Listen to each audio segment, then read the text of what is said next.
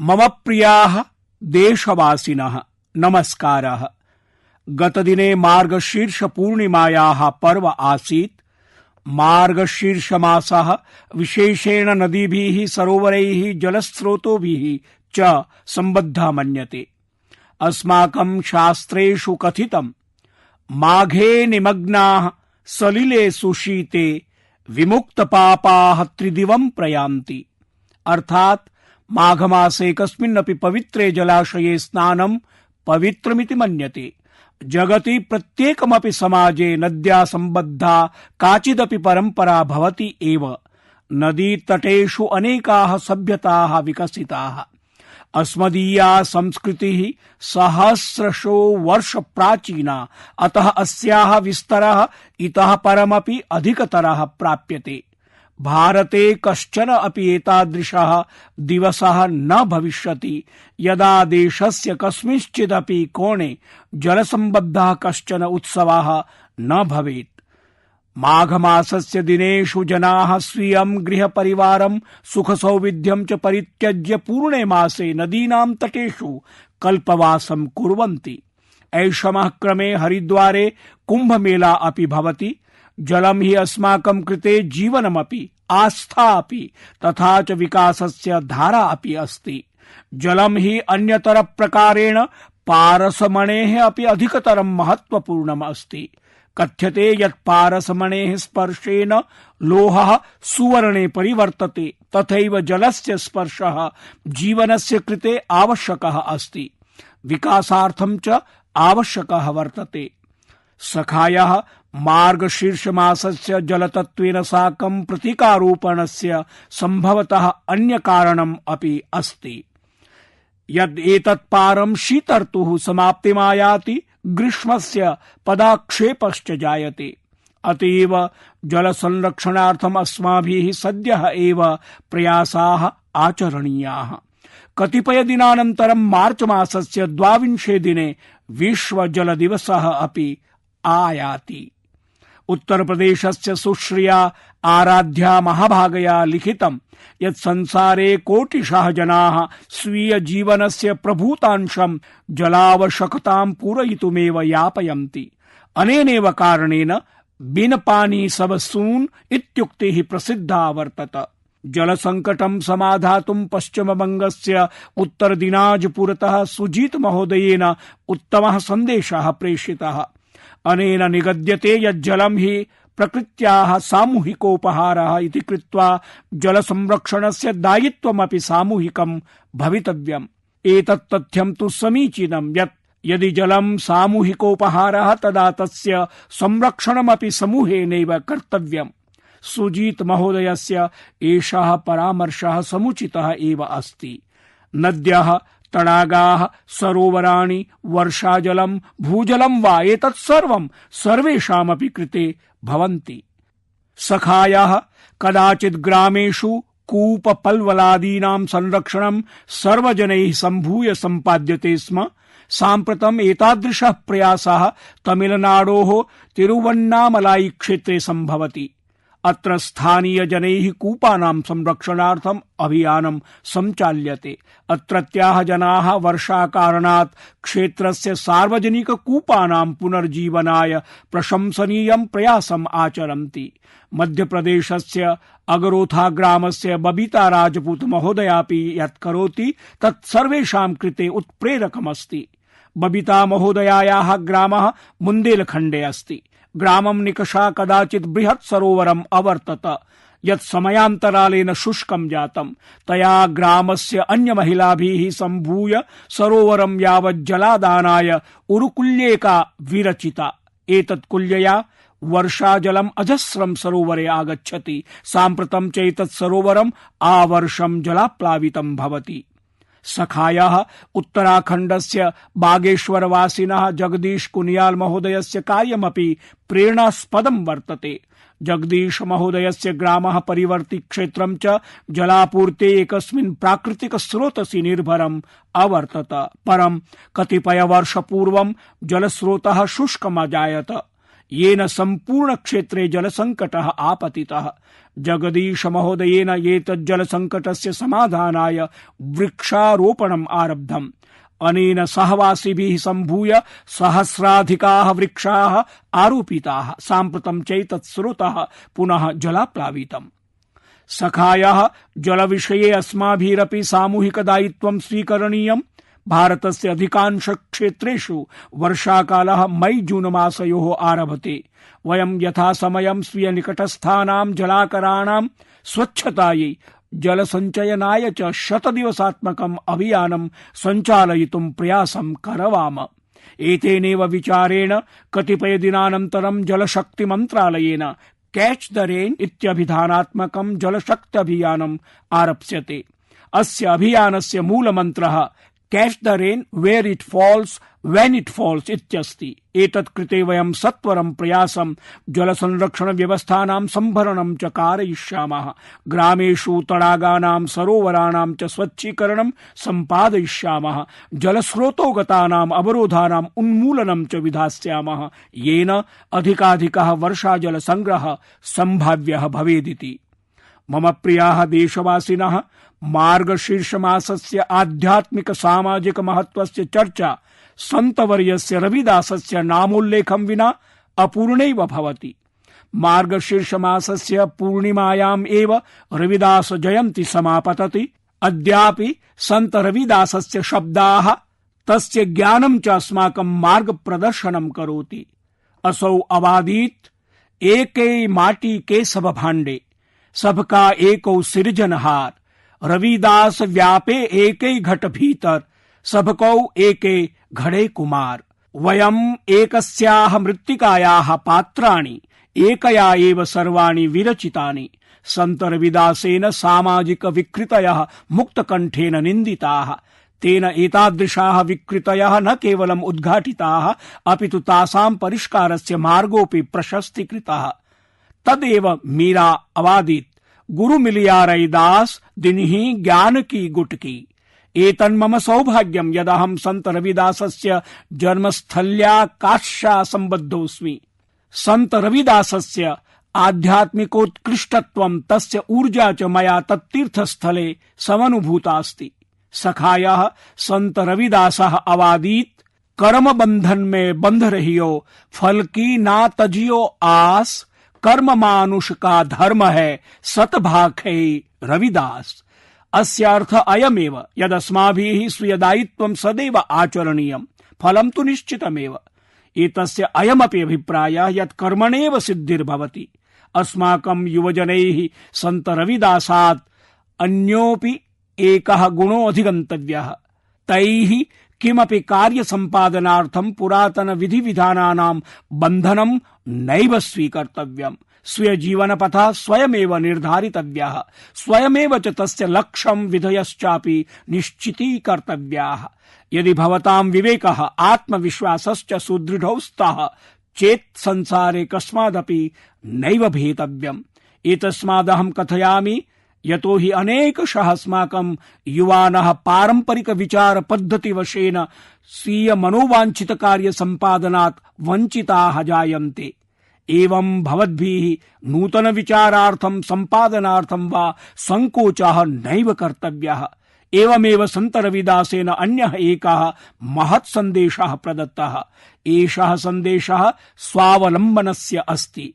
वयं स्वीय स्वप्नस्य साकारीकरणार्थं परनिर्भराः कदापि नैव भवेम इति।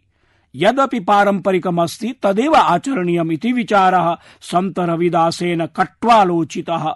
अद्य वयं पश्यामः यत् देशस्य युवानोऽपि एवमेव चिन्तयन्ति। यदाहं देशस्य युवजनानां नवाचार भावम् अनुपश्यामि तदा अनुभवामि यदस्माकं यविष्ठेषु जनेषु सन्त रविदासः अवश्यमेव गर्वितः स्यात्। मम प्रियाः देशवासिनः, अद्य राष्ट्रिय विज्ञान दिवसः अपि अस्ति। एष दिवसः भारतस्य महता वैज्ञानिकेन डॉक्टर सी.वी. रमण महाभागेन सम्पादिते रमण इफेक्ट इत्यनुसन्धानाय समर्पितोऽस्ति।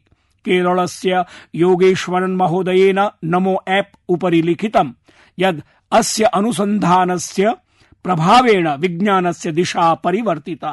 एतेनैव सम्बद्धः अन्य सन्देशः नासिकस्य स्नेहिल महोदयेन प्रेषितः। असौ लिखति यदस्माकं देशस्य अगणितैः वैज्ञानिकैः अपूर्वानुसन्धानानि सम्पादितानि यैर्विना विज्ञानम् एतावद्विकासम् अवाप्तुं नैव अपारयत्। यथा वयं संसारस्य अन्य वैज्ञानिकानां विषये जानीमः तथैव भारतीय वैज्ञानिकानां विषयेऽपि ज्ञातव्यम्। अहं मन की बात इत्यस्य श्रोतॄणां विचारैः सहमतोऽस्मि। अहम् अवश्यमेव वाञ्छामि यदस्माकं युवजनाः भारतस्य वैज्ञानिकेतिहासं वैज्ञानिकांश्च जानन्तु, अवगच्छन्तु, तेषां च विषये सविस्तरं पठन्तु। वयं यदा विज्ञान विषये सम्भाषामहे तदा जनसामान्यः विषयमेनं भौतिकी रसायन प्रयोगशालां च यावत् सीमितं करोति, परं वस्तुतः विषयोऽयम् इतोऽपि विस्तृततरः। आत्मनिर्भर भारताभियाने विज्ञान शक्तेः महद्योगदानं वर्तते। अस्माभिः विज्ञान विषयाः लैब टू लैंड इति मन्त्रेण अग्रे नेतव्यः। सन्दर्भे अस्मिन् हैदराबादस्य चिन्तला वेङ्कटरेड्डी महोदयस्य उदाहरणं ध्यातव्यमस्ति। अस्य चिकित्सकमित्रं विटामिन डी इत्यस्य न्यूनतया आपद्यमान रोगाणाम् अपायानां च विषये तं सूचितवान्। श्री रेड्डी कृषकः अस्ति। असौ अचिन्तयत् यत् एतत् समस्यायाः समाधानं कथं कर्तुं शक्यते। तेन सुविचार्य गोधूम तण्डुलानाम् एतादृक् प्रजातयः विकासिताः येषु विटामिन डी इति जीवन सत्त्वस्य प्राचुर्यं वर्तते। अस्मिन्नेव मासे असौ जिनेवा स्थितात् विश्व बौद्धिक संपदा संघटनात् एतत् कृते स्वत्वाधिकारम् अपि अर्जितवान्। एतत् अस्माकं सर्वकारस्य सौभाग्यं यदसौ विगतवर्षे पद्मश्री अलङ्करणेन सम्मानितः आसीत्। एवमेव लद्दाखस्य उर्गेन फुत्सौगः अपि नवाचारयुतं कार्यं करोति। उर्गेनः अत्युन्नत क्षेत्रेषु जैविक कृषि माध्यमैः प्रायशः 20 खाद्यान्नानाम् उत्पादनं करोति। असौ स्वीय क्षेत्रेषु चक्रबद्धरीत्या कार्यं करोति, यदनुसारेण पूर्वतनं कृष्यवशेषम् आगामी सस्यस्य पांशुत्वेन उपयोजयति। एतत्तु निश्चयेन आश्चर्यास्पदं वर्तते। एवमेव गुजरातस्य पाटण जनपद निवासिना कामराज भाई चौधरी इत्यनेन गृहे एव सहजन इत्यस्य उत्कृष्ट बीजं विकासितमस्ति। कतिपय जनाः सहजनं सरघवा, मोरिंगा अथवा ड्रमस्टिक नाम्नापि जानन्ति। उत्तम बीजैः उत्पादितं सहजन फलमपि उत्कृष्टं भवति। साम्प्रतमसौ स्वीयोत्पादं तमिलनाडुं, पश्चिम बंगालं च सम्प्रेष्य लाभम् अर्जयति। वयस्याः अद्यत्वे चिया सीड्स इत्यस्य बहुनाम भवद्भिः श्रुतं स्यात्। स्वास्थ्यं प्रति जागृत जनाः एनं सुबहु जानन्ति। संसारे चाप्यस्य प्रभूतम् अभ्यर्थनं वर्तते। भारते तु अधिकांशतः अस्य आयातः भवति, परम् अधुना केचन जनाः अस्मिन् क्षेत्रे आत्मनिर्भरतायै प्रयासम् आचरन्ति। उत्तर प्रदेशस्य बाराबंकी क्षेत्रे हरिश्चन्द्र महोदयेन चिया सीड्स कृषिः आरब्धास्ति। एतेन न केवलं तस्य आयः वर्धिष्यते अपितु आत्मनिर्भर भारताभियाने साहाय्यमपि सुनिश्चितम् अस्ति। सखायाः कृष्यवकरैः धनोपार्जनस्य अनेके प्रयोगाः अखिले देशे साफल्येन च सञ्चाल्यन्ते।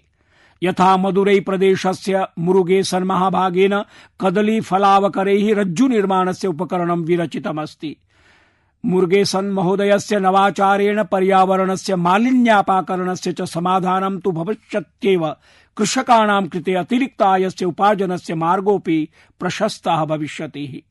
सखायाः मन की बात इत्यस्य श्रोतॄन् एतावतां जनानां विषये ख्यापनस्य मदीयम् उद्देश्यमस्ति यद्वयं सर्वे एतेभ्यः प्रेरणां स्वीकुर्मः। यदा देशस्य प्रत्येकं नागरिकः स्वीय जीवने विज्ञान विस्तरं करिष्यति, प्रत्येकं क्षेत्रे करिष्यति, तदा प्रगतिमार्गाः उद्घाटिताः भविष्यन्ति, देशश्च आत्मनिर्भरः भविता। अथ अहं विश्वसिमि देशस्य प्रत्येकं नागरिकः एतत् कर्तुं शक्नोति। मम प्रियमित्राणि, कोलकातायाः रञ्जनवर्येण स्वकीये पत्रे अत्यन्तं रुचिकरः आधारभूतश्च प्रश्नः पृष्टः अस्ति। सहैव प्रभावपूर्णरीत्या तस्य उत्तरम् अपि लेखितुं प्रयतितं तेन। सः लिखति यदा वयम् आत्मनिर्भरतायाः चर्चां कुर्मः तदा अस्माकं कृते अस्य कोऽर्थः भवति।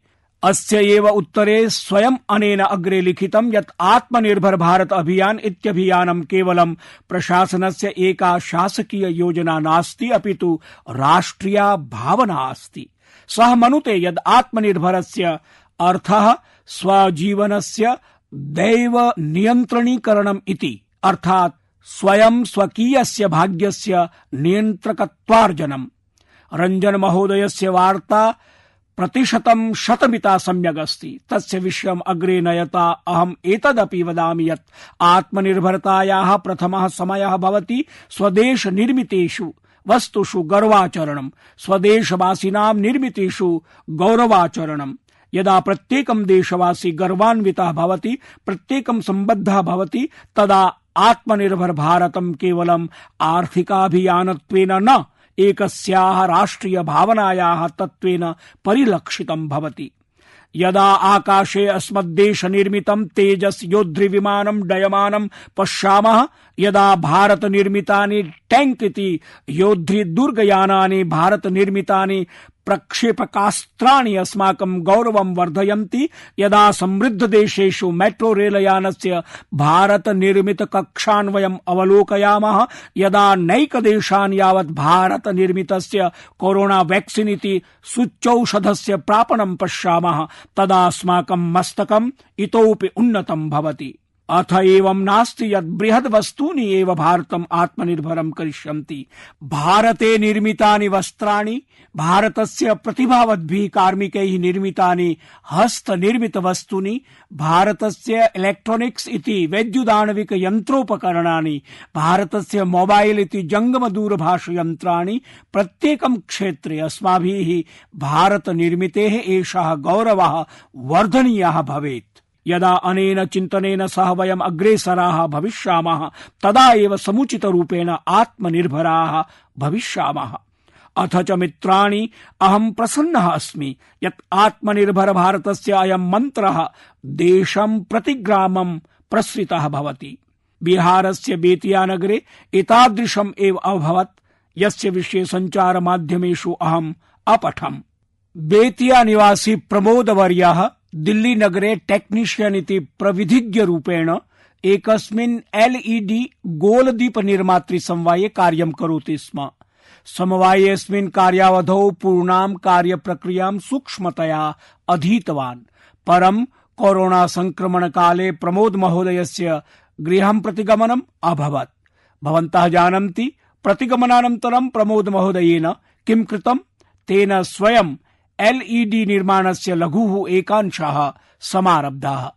स्वीय क्षेत्रस्य कतिपयान् यूनः स्वीकृत्य कतिपयमासेषु एव समवाय कार्मिकतः समवाय स्वामित्व ग्रहणस्य यात्रा पूर्णीकृता, तदपि गृहे निवसता एव। एकम् इतोपि उदाहरणम् अस्ति उत्तर प्रदेश स्थितस्य गढ़मुक्तेश्वरस्य। गढ़मुक्तेश्वरतः श्रीमता संतोषेण लिखितम् अस्ति यत् कथं कोरोना कालः तेन आपत् अवसरत्वेन परिवर्तितः। संतोषवर्यस्य पूर्वजाः कुशल कार्मिकाः आसन्, आसन निर्माणं कुर्वन्ति स्म। कोरोना काले यदा अन्यानि कार्याणि अवरुद्धानि तदा एतैः अत्यूर्जया उत्साहेन च आसन निर्माणम् आरब्धम्। शीघ्रमेव न केवलम् उत्तर प्रदेशतः अपितु अन्य राज्येभ्यः अपि आसनेभ्यः क्रयनिवेदनानि आरब्धानि अभवन्। संतोषवर्येण एतदपि संसूचितं यत् अनेन क्षेत्रस्य सहस्रवर्ष पुरातनी सुन्दरकला अपि नवशक्तिं प्राप्नोत्। मित्राणि, देशे एतादृशानि अनेकानि उदाहरणानि सन्ति यत्र जनाः आत्मनिर्भर भारत इत्यस्मिन् अभियाने एवं प्रकारेण योगदानं कुर्वाणाः वर्तन्ते। अधुना एषः भावः निर्मितः अस्ति यः सामान्य जनानां हृत्सु प्रवाहितः भवति। मम प्रियाः देशवासिनः, मया नमो ऐप् इति तन्त्रांशे गुरुग्राम निवासिनः मयूरस्य एकः रुचिकरः लेखः पठितः। सः पैशनेट बर्ड वॉचर इति उत्साही पक्षिद्रष्टा अथ च प्रकृतिप्रियः अस्ति। मयूर महोदयेन लिखितं यत् अहं तु हरियाणा राज्ये वसामि, परम् अहमिच्छामि यत् भवान् असमवासिनां विशेषरूपेण काजीरंगावासिनां चर्चां कुर्यात्। अहम् अचिन्तयम् मयूरः रायनो इत्येतेषां विषये कथयिष्यति। ये तत्रत्य गौरवाः सन्ति, परं मयूर महोदयेन काजीरंगायां वाटरफाउल्स इत्येतेषां संख्याभिवृद्धये असमवासिनः प्रशंसिताः सन्ति। अहम् अन्विषन् आसम् वाटरफाउल्स कृते साधारणः शब्दः कः, तदा एकं शब्दं प्राप्नवम्, जलपक्षी इति। एतादृशाः पक्षिणः येषां वासः वृक्षेषु न अपितु जले भवति, यथा वर्तक इत्यादयः। काजीरंगा नेशनल पार्क अथ टाइगर रिजर्व अथॉरिटी इत्यत्र किंचित् कालतः एन्युअल वाटरफाउल सेंसस इति प्रवर्तते। अनया गणनया जलपक्षिणां संख्या ज्ञायते, अथ च तेषां प्रियस्य वासस्य सूचनापि लभ्यते। सप्ताहत्रयं वा पूर्वमेव गणना पुनः अभवत्। भवन्तः अपि ज्ञात्वा प्रसन्नाः भविष्यन्ति यत् ऐषमः जलपक्षिणां संख्या विगतवर्षापेक्षया प्रायशः प्रतिशतं पादोन-द्विशत संख्यात्मिका वर्धिता अस्ति। ऐषमः गणनावसरे काजीरंगा राष्ट्रिय उद्याने पक्षिणां 12,100 प्रजातयः दृष्टिं गताः। एतासु 58 प्रजातयः यूरोप, मध्येशिया, पूर्व एशिया भागेभ्यः अथ विश्वस्य विभिन्न प्रभागेभ्यः आगताः शीतकालिकाः प्रवासिनः सन्ति। एतस्य महत्वपूर्णं कारणं जल संरक्षणं, मानवानां न्यून हस्तक्षेपः च वर्तते। यद्यपि कुत्रचित् मानवानां सकारात्मकः हस्तक्षेपः अपि महत्वपूर्णः भवति। असमस्य श्री जादव पायेंग महोदयम् एव पश्यन्तु। भवत्सु केचन तस्य विषये अवश्यं जानन्तः स्युः। स्वकार्येभ्यः तेन पद्म सम्माननं प्राप्तम् अस्ति। श्री जादव पायेंगः सः जनः अस्ति येन असमस्थे मजुली द्वीपे प्रायः 300 हेक्टेयर परिमिते क्षेत्रे वृक्षारोपणार्थं सक्रिय योगदानं कृतम्। सः वन संरक्षणार्थं कार्यं कुर्वन् भवति, अथ जनान् वृक्षारोपणार्थं जैव विविधता संरक्षणार्थं च प्रेरयन् भवति। मित्राणि, असम राज्ये अस्माकं मन्दिराणि अपि प्रकृति संरक्षणे स्वीयाः पृथक् पृथक् भूमिकाः निभालयन्ति सन्ति। यदि भवन्तः मन्दिराणि पश्यन्ति तर्हि ज्ञास्यन्ति यत् प्रत्येकं मन्दिरस्य पार्श्वे सरः वर्तते। हजो स्थितं हयग्रीव मधेब मन्दिरं, सोनितपुरस्य नागशंकर मन्दिरम्, अथ च गुवाहाटी स्थितस्य उग्रतारा मन्दिरम्। एतेषां समीपम् एतादृशानि अनेकानि सरांसि सन्ति। एतेषां प्रयोगः विलुप्तिं जायमानानां कच्छप प्रजातीनां संरक्षणाय क्रियते। असम राज्ये कच्छपानां सर्वाधिकाः प्रजातयः लभन्ते। मन्दिराणाम् एतांसि सरांसि कच्छप संरक्षणार्थं, प्रजननार्थं, तत्सम्बद्ध प्रशिक्षणार्थं उत्तमानि केन्द्राणि भवितुम् अर्हन्ति।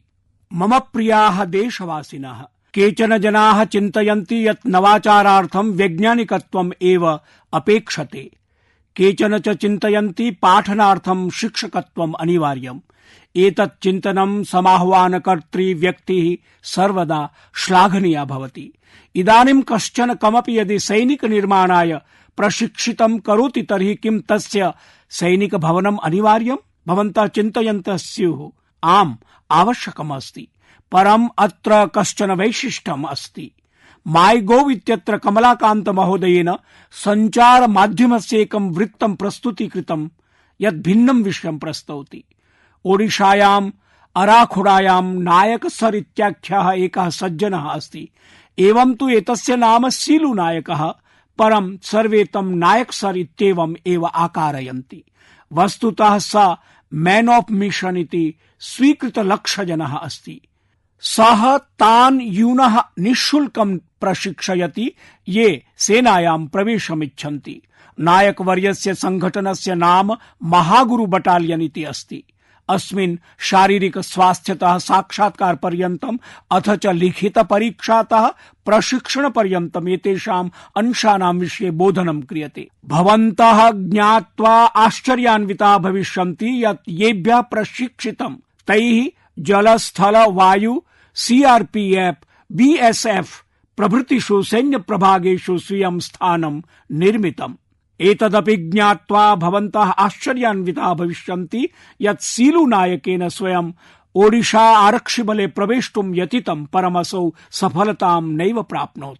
एवं जाते सत्यपि स्वीयेन प्रशिक्षण बलेन अनेके युवानः राष्ट्रसेवायै निर्मिताः। आयान्तु वयं मिलित्वा नायक महोदयाय शुभकामनाः दद्मः यदस्माकं देशाय इतोपि नायकान् सृजेत्। मित्राणि, यदा कदा अत्यन्तं लघुसाधारणः च प्रश्नः मनोद्वेलितं करोति, एते प्रश्नाः सुदीर्घाः न भवन्ति, अत्यन्तं सरलाः भवन्ति, तथापि अस्मान् विचारयितुं प्रतिबद्धान् कुर्वन्ति। कतिपयानि दिनानि पूर्वं हैदराबादस्य अपर्णा रेड्डी माम् एतादृशमेव प्रश्नम् अपृच्छत्। सा कथितवती, भवान् एतावन्ति वर्षाणि प्रधानमन्त्री, एतावन्ति वर्षाणि मुख्यमन्त्री चासीत्, कदापि एवम् अभासत यत् किमपि अवशिष्टमस्ति? अपर्णा महोदयायाः प्रश्नः यावान् सहजः अस्ति, परं तावान् एव कठिनः अपि वर्तते। अहं प्रश्नविषये विचिन्त्य आत्मानम् अकथयम् यत् विश्वस्य सर्वतः प्राचीनां तमिळभाषां पठितुम् अधिकं यत्नं कर्तुं न शक्तवान्। अहं तमिळं पठितुं न शक्तवान्। एषा एका सुन्दरी भाषा अस्ति या विश्वे लोकप्रिया अस्ति। बहवः मां तमिल साहित्यस्य गुणवत्ताम् एतस्यां लिखित कवितानां गूढभावम् अवोचन्। भारतम् एतादृशानां बहुभाषाणां स्थली वर्तते याः अस्माकं संस्कृतेः गौरवस्य च प्रतीकभूताः सन्ति। भाषाविषये कथयन् अहम् एकं लघु रुचिकरं ध्वन्यांशं भवद्भिः सह संविभाजयितुम् इच्छामि। भवतां सर्वेषां हार्दं हार्दं स्वागतम् अस्ति। एकता मूर्त्याः दक्षिणतः सातपुला पर्वतमाला अस्ति। एकता मूर्त्याः वामतः विन्ध्याचल पर्वतमाला अस्ति। एकता मूर्त्याः नर्मदा नदीस्य उपरि भागे वर्तते। अहम् एकता मूर्त्याः कार्यकर्ता अस्ति। सरदार वल्लभभाई पटेलः लोहपुरुषः इति उच्यते। वस्तुतः इदानीं भवन्तः यत् शृण्वन्तः आसन् तत् स्टैच्यू ऑफ यूनिटी इत्यत्र एका गाइड मार्गदर्शिका संस्कृत भाषायां जनान् सरदार पटेलस्य विश्वस्य सर्वतः उन्नत प्रतिमायाः विषये वदन्ती अस्ति। एतद् ज्ञात्वा प्रसन्नताम् अनुभविष्यन्ति भवन्तः यत् केवडियायां 15तः अपि अधिकाः पर्यटन मार्गनिर्देशिकाः सन्ति ये धाराप्रवाह संस्कृतेन विवरणनं कुर्वन्ति। इदानीं पुनः एकं ध्वनिं श्रावयामि।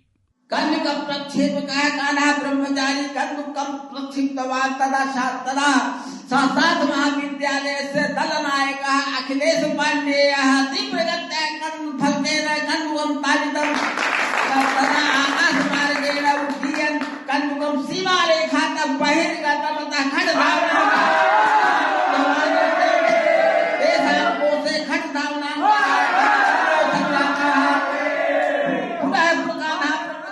भवन्तः अपि स्तब्धाः स्युः। वस्तुतः एषः संस्कृत भाषया क्रियमाणः क्रिकेट क्रीडा विवरणोद्घोषः अस्ति। वाराणस्यां संस्कृत महाविद्यालयेषु क्रिकेट क्रीडा स्पर्धा भवति। एते महाविद्यालयाः सन्ति शास्त्रार्थ महाविद्यालयः, स्वामी वेदांत वेद विद्यापीठम्, श्री ब्रह्म वेद विद्यालयः अथ च अन्ताराष्ट्रिय चन्द्रमौलि ट्रस्ट इति। अस्यां स्पर्धायां क्रीडावसरे उद्घोषः संस्कृतेन अपि क्रियते। इदानीं तस्य उद्घोषस्य लघु अंशः मया श्रावितः। न एतावदेव, अस्यां स्पर्धायां क्रीडकाः उद्घोषकाश्च पारम्परिके परिधाने दृष्टिङ्गताः भवन्ति। यदि भवन्तः शक्तिम्, उत्साहं, चिन्तां च सहैव अनुभवितुम् इच्छन्ति तर्हि क्रीडानाम् उद्घोषणाम् अवश्यं शृण्वन्तु। टीवी इति दृश्यवाहिन्यागमनतः बहुपूर्वं क्रीडोद्घोषः एव तत् माध्यमम् आसीत् येन क्रिकेट हॉकी सदृश क्रीडानां रोमाञ्चः देशवासिभिः अनुभूयते स्म। अस्माभिः दृष्टं यासु क्रीडास्पर्धासु उद्घोषः समृद्धः अस्ति तस्याः प्रचार प्रसारः तीव्रगत्या भवति। अस्माकं देशेऽपि बहव्यः भारतीयाः क्रीडाः सन्ति, परं तासु उद्घोषण परम्परा नागता। अनेन कारणेन ताः विलुप्ततायाः स्थितौ सन्ति। मम मनसि एकः विचारः आगतः, किमर्थं न पृथक् पृथक् क्रीडानां, विशेषतया भारतीय क्रीडानाम् उद्घोषः अधिकाधिकासु भाषासु भवेत्। अस्माभिः अस्य प्रोत्साहन विषये अवश्यं चिन्तनीयम्। अहं खेल मन्त्रालयम् अथ निजी संस्थानां सहयोगिनः विषयेऽस्मिन् विचारयितुम् आग्रहं करिष्यामि। मम प्रियाः युवसखायः, भाविनः केचन मासाः भवतां सर्वेषां जीवने विशेषं महत्त्वम् आवहन्ति। युवमित्राणाम् अधिकतरस्य परीक्षाः भविष्यन्ति। अपि स्मरन्ति भवन्तः सर्वे वॉरियर इति योद्धाराः भवन्तु। वॉरियर इति चिन्तातुराः नैव, हसन्तः एव परीक्षा प्रदानार्थं गच्छेयुः, अपि च प्रहसन्तः एव प्रत्यागच्छेयुः। नापरेण केनचित् आत्मना एव स्पर्धितव्यमस्ति। पर्याप्तं शयनीयमपि अस्ति, तथा च टाइम मैनेजमेंट कालव्यवस्थापनमपि करणीयम्। क्रीडनम् अपि नैव त्यक्तव्यम्, यतो हि ये क्रीडेयुः ते विकसेयुः। पुनरावृत्तेः हृदयीकरणस्य च शोभनाः पद्धतयः स्वीकरणीयाः, अर्थात् आहत्य एतासु परीक्षासु स्वीयम् उत्कृष्टं बहिः निष्कासनीयम् अस्ति। भवन्तः विचारयन्तः स्युः, एतत् सर्वं कथं भविष्यति? वयं सर्वे मिलित्वा एतत् करिष्यामः। प्रत्येकं वर्षम् इव अस्मिन् वर्षेऽपि वयं सर्वे करिष्यामः परीक्षा पे चर्चा इति परीक्षा विषयिणीं चर्चाम्। परं च मार्च मासे संजायमाना परीक्षा पे चर्चातः प्राक् अहं भवतः सर्वान् परीक्षायोद्धॄन् पितरौ शिक्षकान् च विनिवेदयामि यत् भवन्तः स्वीयान् अनुभवान् नैजान् निर्देश संकेतान् च अवश्यं संविभाजयेयुः। भवन्तः माइगोव इत्यत्र संविभाजयितुं शक्नुवन्ति, नरेन्द्र मोदी ऐप इत्यत्र संविभाजयितुं शक्नुवन्ति। ऐषमः क्रमे परीक्षा पे चर्चा इत्यत्र युवभिः साकमेव पितरौ शिक्षकाः चापि आमन्त्रिताः सन्ति। कथं सहभागित्वं निर्वोढव्यं, केन प्रकारेण पारितोषिकानि जेतव्यानि, कया रीत्या च मया साकं चर्चावसरः अवाप्तव्यः, एताः सर्वाः सूचनाः भवन्तः माइगोव इत्यत्र अवाप्तुं शक्नुवन्ति। अधुनावधि लक्षाधिकाः विद्यार्थिनः प्रायेण 40,000 पितरौ तथा च प्रायेण 10,000 शिक्षकाः सहभागित्वं निरवहन्। भवन्तः अपि अद्यैव सहभागित्वं निर्वहन्तु। अस्मिन् कोरोना कालखण्डे किञ्चित् कालं निष्कास्य मया एग्जाम वॉरियर बुक इति पुस्तके अपि केचन नूतनाः मन्त्राः संयोजिताः। साम्प्रतम् अस्मिन् पितृभ्यां कृतेऽपि केचन मन्त्राः संयोजिताः सन्ति। एतैः मन्त्रैः सम्बद्धाः विपुलाः रोचकाः च कार्यकलापाः नरेन्द्र मोदी ऐप इत्यत्र प्रदत्ताः, ये हि भवताम् अन्तःस्थितान् परीक्षायोद्धॄन् उद्दीपयितुं साहाय्यं विधास्यन्ति। भवन्तः नूनम् एतान् प्रयोक्तुं प्रयतेरन्। सर्वेषां युवमित्राणां कृते भावी परीक्षा हेतोः भूयस्याः शुभकामनाः। मम प्रियाः देशवासिनः, मार्च मासः अस्माकं वित्तीय वर्षस्य अन्तिमो मासः अपि भवति। अतः भवत्सु अनेके जनाः अतितरां कार्यव्यापृताः अपि भविष्यन्ति। अधुना येन प्रकारेण देशे आर्थिक कार्याणि तीव्रतराणि जायन्ते, तदनुरूपम् अस्माकं व्यापारिणाम् उद्यमिनां च मित्राणां व्यापृततापि एधतेतराम्। एतेषु सर्वेषु कार्येषु सत्स्वपि अस्माभिः कोरोनातः अवधानं न मनागपि न्यूनीकरणीयम्। भवन्तः सर्वे स्वस्थाः स्थास्यन्ति, प्रसन्नाः भविष्यन्ति, कर्तव्यपथि दृढाः स्थास्यन्ति चेत् देशः जवीयस्या गत्या सततम् अग्रे सरिष्यति। भवतः सर्वेषां कृते पर्वणाम् उत्सवानां च कृते अग्रिमाः शुभकामनाः। युगपदेव कोरोना सन्दर्भे येषामपि नियमानाम् अनुपालनं करणीयमस्ति, तत्र न मनागपि शैथिल्यं स्यात्। कोटिशो धन्यवादाः।